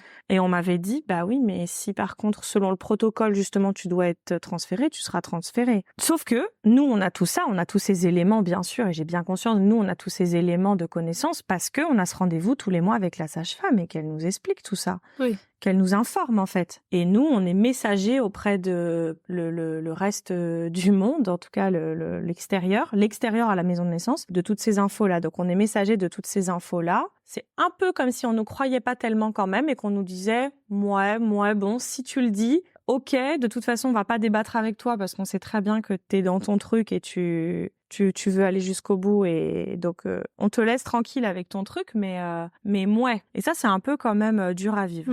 Et donc, comme je suis à ce moment de la phase de désespérance, j'ai quand même un peu cette pensée alourdie du coup par tout ce passif des mois où personne d'autre n'y croyait. Je mets de la nuance quand même. Il y en a qui savent que ceux qui vont écouter, ils savent très bien. Ma sœur et ma meilleure amie, donc la marraine de ma fille, et mon mari, du coup, ces 3 personnes-là savaient à quel point c'était possible, c'était naturel, il y avait pas... C'est les 3 seules personnes qui comprenaient le projet, l'idée, qui y croyaient surtout et qui s'en faisaient pas un monde. Mais pour tous les autres, c'était un peu un concept... Encore une fois, Eva est dans un délire, elle abuse avec son truc et à pas faire comme tout le monde, quoi. Donc, quand je suis dans la phase de désespérance, je me sens alourdie de tous ces mois derniers de lutte où j'ai dit, mais si je vais y arriver, je sais que je vais y arriver. Et là, comme c'est la phase de désespérance, fatalement, je suis un peu désespérée et j'en doute un peu. Et là, ma sage-femme me dit, elle a vraiment les mots justes une fois de plus. Elle m'a pas beaucoup parlé, mais quand elle devait m'adresser quelque chose, elle avait exactement le bon choix des mots, c'est-à-dire, tu sais ce qui est en train de se passer, Eva, tu le sais, on en a parlé de ce moment-là, c'est difficile, c'est ce moment-là, effectivement, faut le traverser, et après ça va aller, ça va être derrière toi et ça va être passé. Mais tu sais ce qui est en train de se passer. En fait, le fait qu'elle me rappelle que je sais, en gros, elle m'a pas dit phase de désespérance, mais elle m'a fait comprendre, t'es dans cette phase-là, mais t'inquiète pas, tu sais que ça veut dire que t'es approximativement à 8-9 de dilatation. Et elle me dit, le moment de rencontrer ta fille, il a jamais été aussi proche. Et ça me parle. Oui. Ça me rebooste un peu. À ce moment-là, elle me propose, si tu veux, je peux t'examiner. Donc, cela signifie un toucher vaginal, si tu veux. Et elle ne me dit pas du tout à combien je suis. Elle me le dira pas. Mais juste pour confirmer, je pense que c'est parce que elle, avec le recul, je me dis, bien sûr, elle comprend que c'est la phase de désespérance. Donc, elle sait qu'elle va pouvoir m'apporter une information rassurante et qui va me rebooster. Et dans quelques minutes, du coup, j'accouche, quoi. Elle me fait un geste avec ses mains. Elle ouvre les mains. Elle me dit, sur toute la durée de ton accouchement, là, vraiment, t'as fait tout ça. T'as fait ça. Et il te reste vraiment ça à passer. Donc ça, c'est-à-dire un tout petit bout, 20% qui reste. Et peut-être que cette image, ça me parle une fois de plus. Donc elle a trouvé les choses qui me parlent. Je dis ok, soit. J'ai super envie d'aller aux toilettes. Donc là, ça s'accélère. Et en fait, ça me saoule. Je dis oui, mais je sais pas. Et en plus, j'ai envie d'aller aux toilettes. Mais vraiment, j'ai pas envie d'aller aux toilettes maintenant, quoi. Ça me saoule vraiment. Parce que comme je suis désespérée, allongée comme un phoque, échouée littéralement sur le lit, là, j'ai pas du tout envie de me lever. Je me dis, mais vraiment, c'est pas possible que ce bébé sorte là et ensuite j'irai aux toilettes, on verra. Mais là, ça me saoule, cette interférence il faut absolument que j'aille aux toilettes. Et elle arrive à me dire, écoute Eva, si t'as envie d'aller aux toilettes, je pense faut que t'y ailles, je t'accompagne, je vais t'aider à te déplacer jusqu'aux toilettes. Mais elle sait très bien que si j'ai ce symptôme, ce sentiment que ça pousse, c'est vraiment que mon accouchement est très proche. Hein. Elle le sait, mais moi je vois pas ça comme ça. Donc Oui. elle essaie de me convaincre parce que là je m'étais décidée à plus bouger du lit. Je leur avais dit non, moi je bouge plus de là, c'est bon, j'ai trop mal en fait, c'est stop quoi. On sort ce bébé là.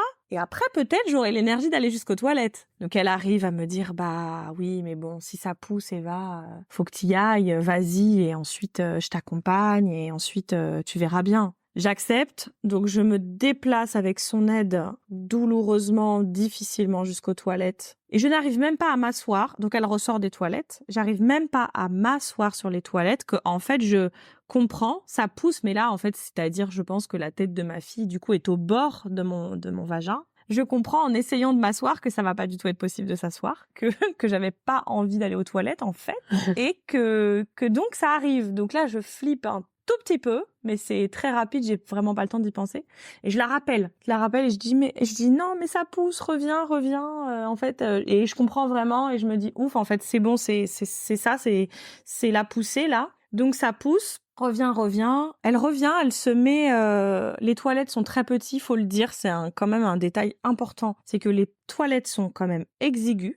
Il y a le toilette, il y a quand même un petit lavabo infiltré là, et donc il y a à peine la place pour une deuxième personne, en plus de la femme enceinte, donc énorme, qui est là et qui prend toute la place qu'il y a entre les toilettes et le lavabo, vraiment. Mais elle est très petite, elle est très petite. Elle est menue, et donc elle s'infiltre, voilà, comme il faut, entre moi et le lavabo et les toilettes, et elle se met accroupie, et elle me dit prends appui sur moi. Je pose ma tête sur ses épaules, je suis accroupie, et j'ai la tête sur ses épaules, et dans sa nuque, en fait. Et je suis très très proche d'elle, il y a cette immense proximité à ce moment-là, dans le moment le plus intime que j'ai connu de ma vie, clairement. Et je sais plus, mon mari, il s'approche, de toute façon il ne peut décemment pas rentrer dans les toilettes, ça c'est une certitude, mais il s'approche parce que on lui a dit, enfin il a compris, j'ai dit ça arrive, mais je fais comprendre que je veux pas qu'il soit là, que ça va pas être possible pour moi. Je commence à crier en fait, je peux plus vraiment parler, c'est plus des phrases que je fais, mais je commence à avoir des cris qui m'interrompent dans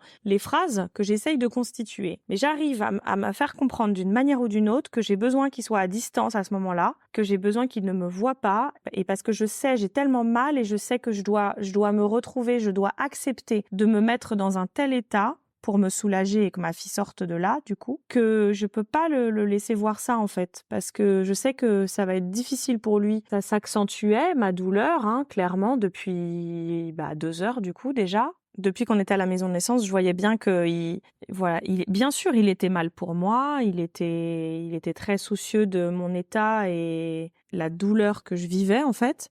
Et je sais que là, s'il est là, je ne sais pas jusqu'où je dois aller, en fait. Je sais que je ne sais pas ce qui m'attend et que je veux pas qu'il voit ça. Donc je lui demande de juste s'éloigner, et donc il est toujours dans la chambre, mais je crois qu'il a été s'asseoir sur le lit, et puis en réalité ça va très très vite. Ma sage-femme, ça ne compte pas, donc j'ai besoin d'être dans mon intimité, je veux dire, c'est évident, mais par sa place finalement de garante de la sécurité de la naissance de mon bébé, en fait, clairement. J'ai vraiment besoin d'elle à cet instant-là, et je m'appuie sur elle et je crie dans ses oreilles, et à un moment donné, quand même, je tilte un peu alors que j'étais dans un autre monde depuis un moment, mais je dis excuse-moi, je suis vraiment désolée, je te hurle dans les oreilles, c'est pénible, quoi. Et elle me dit, mais non, mais... Elle rigole un peu, je crois, et ça me décontracte vachement. Elle rigole, elle me fait non mais Eva, ça c'est rien du tout, c'est mon travail, je fais ça tout le temps. Enfin c'est lâche-toi, y a pas, ne pense pas à moi, fais comme si j'étais pas là, quoi. Justement, elle a cette capacité, et c'est vraiment comme si elle était pas là, mais elle est suffisamment là comme j'en ai besoin, parce que bien sûr je pourrais pas non plus faire ça sans elle. Je pousse plusieurs fois quand même, et j'ai vachement mal. Ça brûle, en fait, c'est ça, on sait. Hein. En fait, non, on le sait pas toutes, justement, que ça va brûler, que c'est le cercle de feu, que ça porte un nom et que c'est normal, et que justement, il n'y a pas de problème à ce qui est en train de se passer. Donc, ça me brûle, la tête de ma fille passe, et ça va super vite. Ça me soulage énormément, mais c'est pas fini là, sa tête est passée, et ensuite, ses épaules et tout le reste de son corps. Et là, du coup, quand tout sort, la poche des os dans laquelle elle est explose à ce moment-là.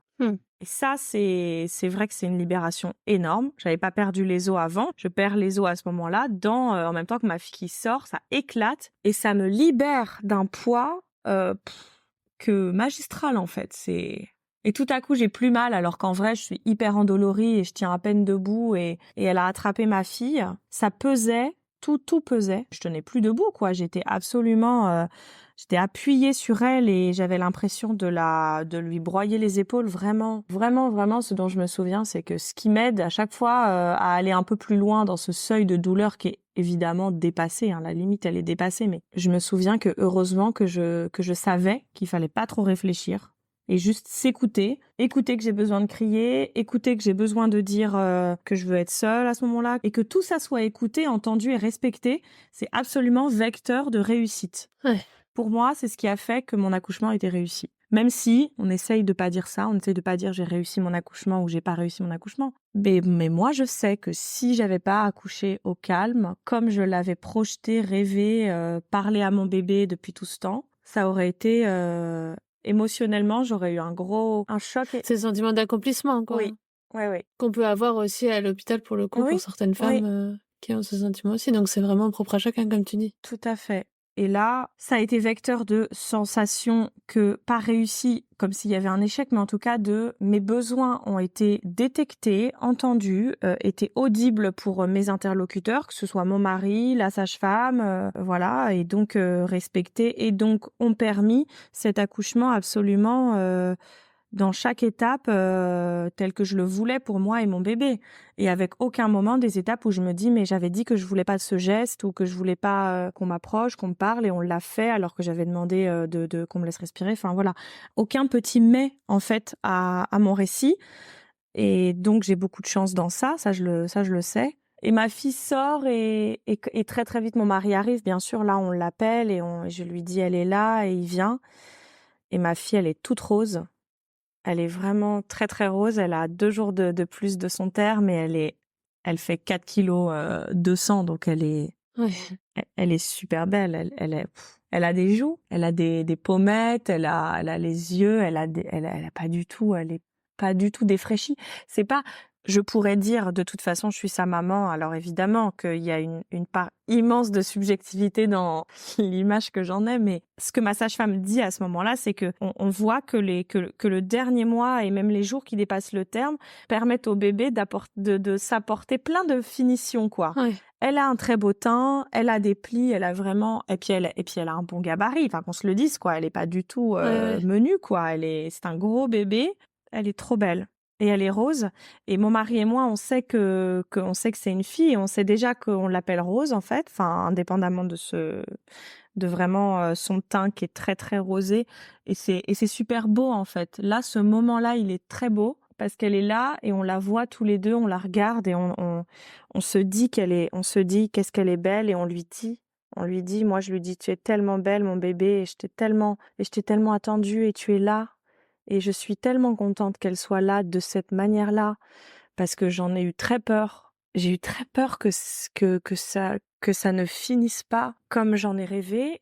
Et je réalise à ce moment-là, je crois qu'il n'y a pas eu d'ombre au tableau, malgré tous les moments où j'ai senti ce projet menacé. Et là, peut-être, c'est le soulagement, vraiment. Si jamais je dois être transférée là, dans les minutes qui suivent, pour XY raison qui ne me viennent pas du tout à l'esprit, parce que pourtant, on a dû me l'expliquer, tu sais, même après que t'es accouchée, peut-être, tu vas perdre du sang ou je sais pas quoi, ou ta fille, son rythme cardiaque, je sais pas quoi. Mais ça, l'après, ça m'a pas interpellée quand dans mon suivi, on m'a expliqué jusqu'à quel moment je peux être transférée. Donc à ce moment-là, je m'en moque complètement, c'est pas un sujet. Oui. J'ai eu ma fille est née dans la chambre de la maison de naissance, quoi. Et c'est bon, du coup. Et je suis hyper soulagée, et elle est trop belle, et on la trouve toutes les deux très très belle, et mon mari, il pleure beaucoup, il la voit, il tombe vraiment vraiment amoureux d'elle, et moi aussi, et on l'appelle, on lui dit tu t'appelles Rose, et après quand même il est temps de sortir des toilettes, parce que tout ça se passe quand même encore à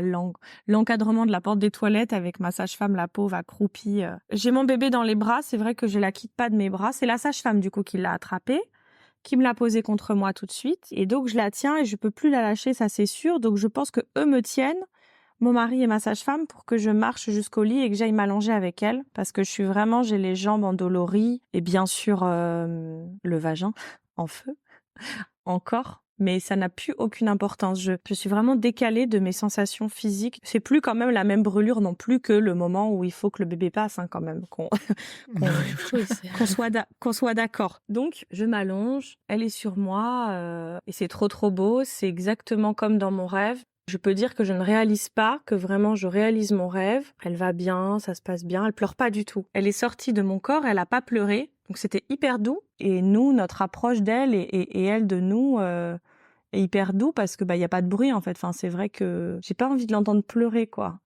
Donc même ça, c'est encore plus beau que dans mes rêves parce que je m'étais pas forcément dit si elle pleure, ça m'embête parce que je sais quand même que c'est signe de bonne santé. Donc je me dis pas si elle pleure, ce serait un problème, mais je me dis que tout est dans la douceur et que c'est vraiment tout ce que je voulais. Et voilà, on s'allonge, on se pose sur ce lit-là, et c'est toujours aussi calme et doux et silencieux et c'est trop beau, quoi. Et voilà. Et après, j'ai ma fille sur moi, je sais j'ai pas très envie qu'on m'embête avec ça. Mais je sais qu'il faut passer à la délivrance du placenta.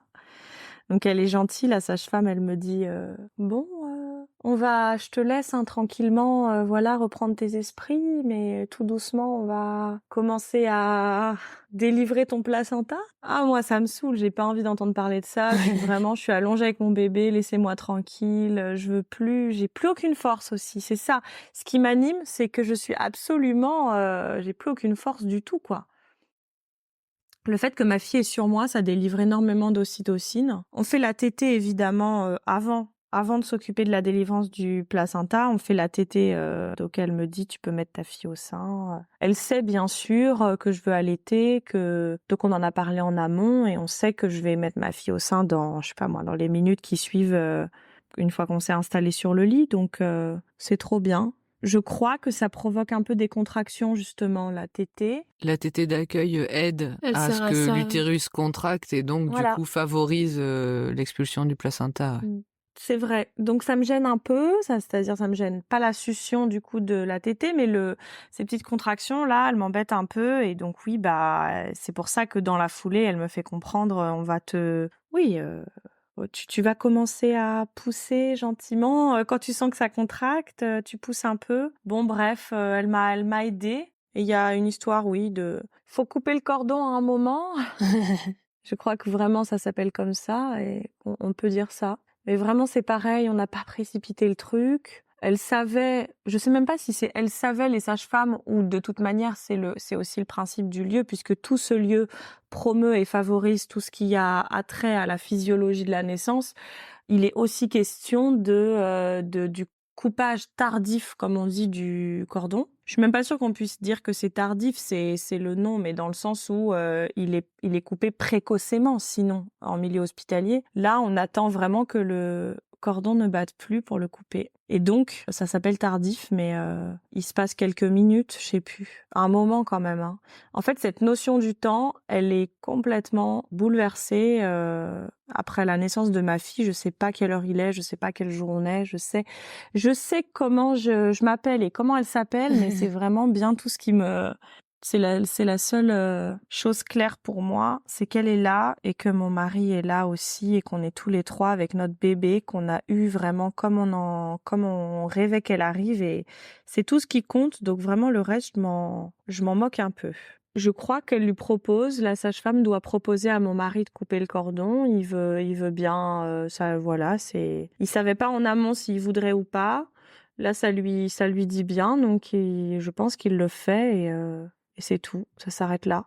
Mais ça s'arrête là, oui et non, dans le sens où après, quand même, il se passe un petit peu de temps. Oui, en c'est maison de vrai. naissance, d'ailleurs, il y a ce fameux retour précoce qui se joue suite à l'accouchement.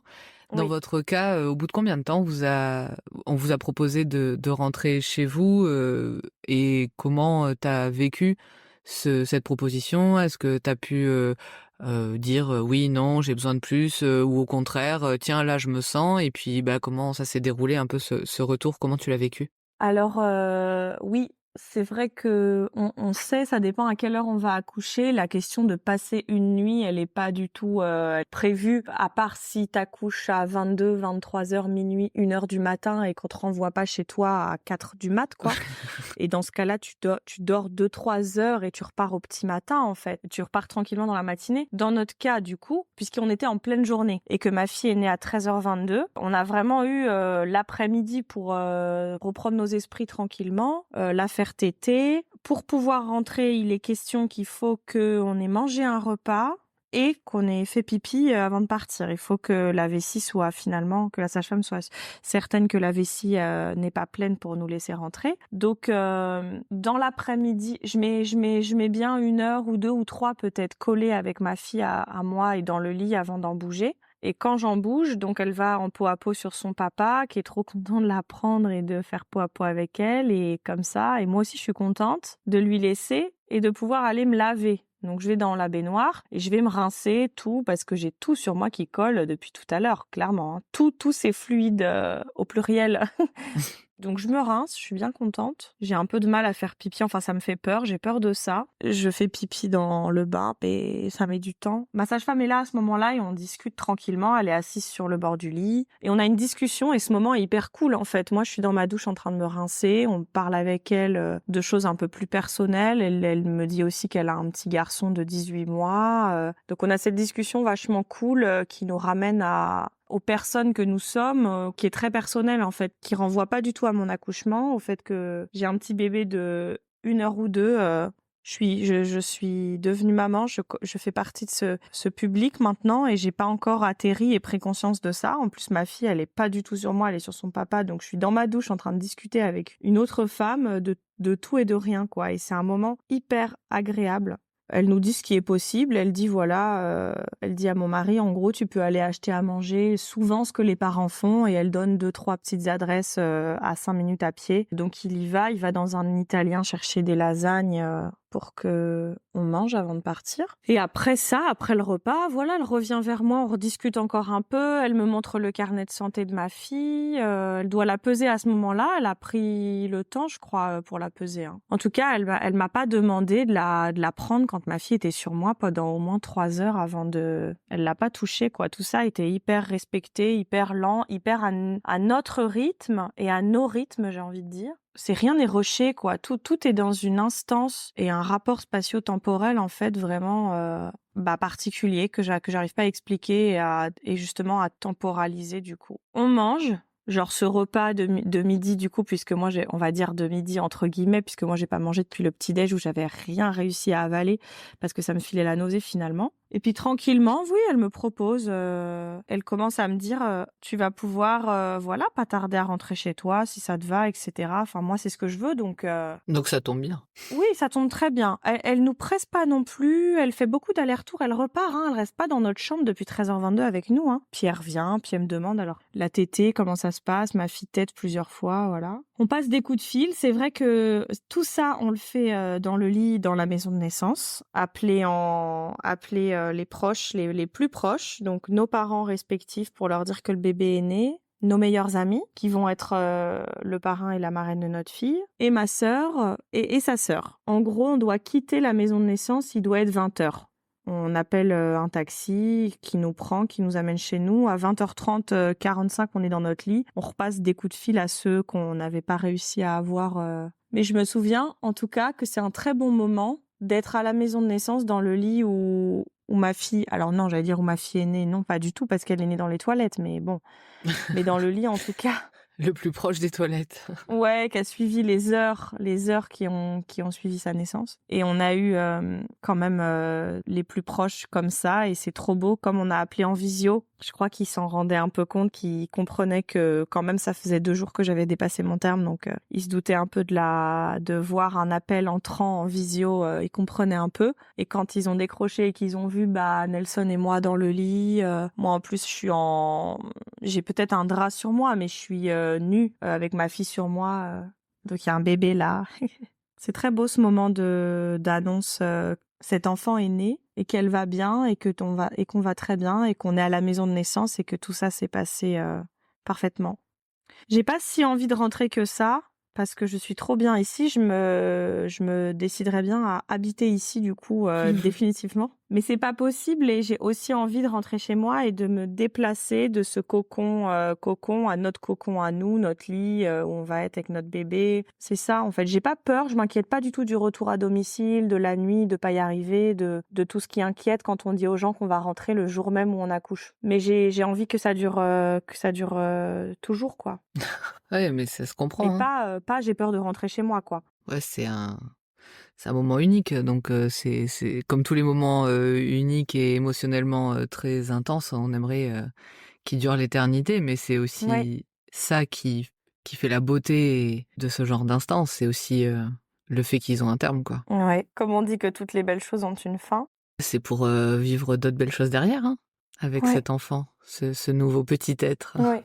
Maintenant que tu étais rentrée, chez toi, avec, bah, du coup, ce moment que tu voulais faire durer, mais qu'il fallait bien à un moment donné, passer, à l'étape, suivante qui restait quand même, un autre petit cocon, votre maison. On sait qu'en maison de naissance, ce sont les sages-femmes du coup qui viennent dans votre cocon après que vous ayez accouché, dans le leur et qui font un suivi, postpartum à domicile. On a idée que selon les maisons de naissance, ça varie, mais qu'en gros, la première semaine, il y a un passage quasi quotidien, de la sage-femme au domicile, qu'en moyenne, c'est, 1 heure de rendez-vous, entre 1 et 2 heures de rendez-vous pour voir, comment va bébé, comment va le corps de maman et puis moralement, un peu à tous les niveaux. Est-ce que tu as, quelque chose, toi, qui a, jalonné ton postpartum ou qui a été, marquant et que tu aimerais, partager, à toutes les personnes qui nous écoutent, aujourd'hui? Oui, c'est vrai que j'ai beaucoup apprécié cette partie où c'est la sage-femme qui vient chez nous, d'être, sur mon lit, voilà, qu'elle m'examine et qu'elle voit, qu'elle s'assure que tout va bien et mon bébé aussi, de chez moi tranquillement. Nous, c'était à J1, donc le lendemain de mon retour, J3, J5, ensuite, J15 et ensuite, 1 mois et ensuite à 2 mois. Mais après le rendez-vous à 1 mois et à 2 mois, on avait le choix de le faire au calme si on souhaitait y retourner. Mais J1, J3, J5 et J15, c'était chez nous. Moi, j'avais le projet, j'avais décidé, enfin je savais déjà en amont de ma grossesse que je voudrais rester à la maison, m'occuper de mon enfant. Un bon moment. J'avais pas forcément de durée précise à l'esprit, si ce n'est un minimum, si quand même d'1 an. Donc j'avais décidé d'arrêter de travailler 1 an pour pouvoir pour pouvoir allaiter en fait mon bébé. Et je savais que ça allait être complexe avec une reprise du travail. Enfin, c'est totalement autre chose d'allaiter et de reprendre le travail. C'est pas quelque chose qui me parlait. Et de confier ma fille tout simplement avant ses 1 an, c'est pas quelque chose qui me parlait. Dans une logique de maternage proximal, donc pour ceux à qui ça parle, dont l'allaitement fait partie intégrante, mais pas que. Donc c'était évident que je la gardais tant qu'elle était toute petite. La mise en place de l'allaitement a été compliquée, mais pas insurmontable, mais compliquée par... Et ce que j'ai vu, ce que j'ai compris, c'est qu'on pouvait effectivement abandonner un allaitement. Je me suis énormément entourée à partir du moment où j'ai rencontré des difficultés dans mon allaitement. Ce que je dirais, c'est que ne pas rester seule avec ça a été essentiel. Les spécialistes conseillères en allaitement, en tout cas, indispensable à la moindre difficulté, mais ne pas être seule aussi en tant que maman et que s'entourer d'autres mamans qui allaitent et qui ont allaité ou qui allaitent encore et longtemps, entre guillemets, enfin, qui ont dépassé en fait les différentes difficultés qui se posent à nous au cours de l'allaitement, celle du manque de sommeil, celle de freins potentiellement quand il y en a, celle de morsures potentiellement quand il y en a, et celle ensuite de l'âge grandissant de l'enfant et des remarques de l'extérieur sur ça. Donc toutes les petites étapes qu'on traverse, le fait de le partager entre mamans allaitantes a été et est encore une force incroyable. Donc je pense que c'est ça que si je dois retenir quelque chose de mon postpartum et surtout de mon parcours de maman, là ma fille va avoir 3 ans. Anna Roy, elle dit le postpartum dure 3 ans. Je dirais qu'en tout cas, je me suis sentie en postpartum au moins 2 ans et que ça commence à être plus confortable depuis les 2 ans de ma fille. un mélange entre sommeil depuis qu'elle fait ses nuits et elle n'est pas sevrée. Donc, alors, elle est sevrée la nuit, elle n'est pas sevrée intégralement. Donc, je dirais un mélange de plein de choses, mais que pour traverser ça, être entourée de femmes qui le vivent aussi et pour partager ces questionnements et que les expériences des autres fassent office de réponse finalement d'une pluralité immense de réponses. Qu'il n'y a pas un chemin, il n'y a pas une voie unique, il n'y a pas une réponse unique et bonne dans la maternité. Il n'y a pas un choix d'allaitement qui soit valable et c'est hyper enrichissant du coup d'échanger les unes et les autres autour de ça. Enfin voilà, je dirais que ce qui a animé mon postpartum, c'est le partage d'expériences, la compréhension. Grâce à mon expérience de maman, j'ai compris que le fait d'échanger, de parler entre femmes et entre mères était indispensable à nos nouvelles conditions de vie, si on peut dire. Oui, Oui, c'est juste. Ça aide et c'est un bon soutien souvent. Ouais. Maintenant que tu nous as parlé de toute cette aventure de vie et toute cette rencontre, tout ce que tu as pu vivre même dans le postpartum, et avec tout ce que ça t'a apporté, est-ce que tu pourrais nous redéfinir ce qu'est une maison de naissance ? Je dirais justement que c'est un lieu unique. C'est pas pour faire de la poésie, mais vraiment, c'est parce qu'en plus, ce que j'ai compris et ce qu'on comprend à travers votre podcast aussi, c'est qu'il y a quand même des spécificités des particularités, je veux dire, entre maisons de naissance. Donc, c'est vraiment un lieu unique où il y a du partage, des rencontres humaines incroyables qu'on fait, autant avec la rencontre que peut être celle que l'on fait avec notre sage-femme, mais aussi avec juste un lieu et ce qu'il représente, de promotion à la physiologie de la naissance, mais finalement par extension après à la physiologie de tout en fait, qui promeut la nature, parce qu'il promeut l'allaitement, il promeut aussi la physiologie du sommeil, donc parce qu'après on en parle pendant très longtemps, après avoir accouché, quand on se retrouve entre parents à la maison de naissance, on en parle beaucoup du sommeil, du couple, de la reprise du travail. Donc la maison de naissance, c'est un lieu avant tout. C'est pas juste là où on a couché, c'est le lieu qui nous voit devenir parents et dans lequel on a plaisir à revenir et avec notre enfant aussi pour des moments de partage, des goûters, des déjeuners, des réunions à thème, avec notre enfant ou pas, qui est toujours le bienvenu. Et c'est assez fort en fait de retourner là-bas comme chez soi, d'être comme chez soi, et alors que c'est quand même le lieu qui a vu naître notre enfant. Et c'est un lieu vraiment pour moi extrêmement bienveillant à lui tout seul, qui est très humain, dont on a besoin, dont on a vraiment besoin. Merci pour cette définition. Merci aussi pour tout notre échange, pour toute cette richesse et ces précisions que tu as pu apporter qui plongeront tous nos invités dans les petits recoins de l'accouchement et de l'intimité de l'accouchement. On espère que nos auditeurs et nos auditrices comprendront le contexte particulier que propose la maison de naissance. Ce mois-ci, notamment, il nous semblait assez important de parler de ce qui caractérise la maison de naissance. Au-delà de l'accompagnement global à la naissance, le lieu et tout ce qui est mis à disposition participent tout autant à la bonne préparation et à la mise en confiance de la maman, du couple, tout ça pour l'accouchement.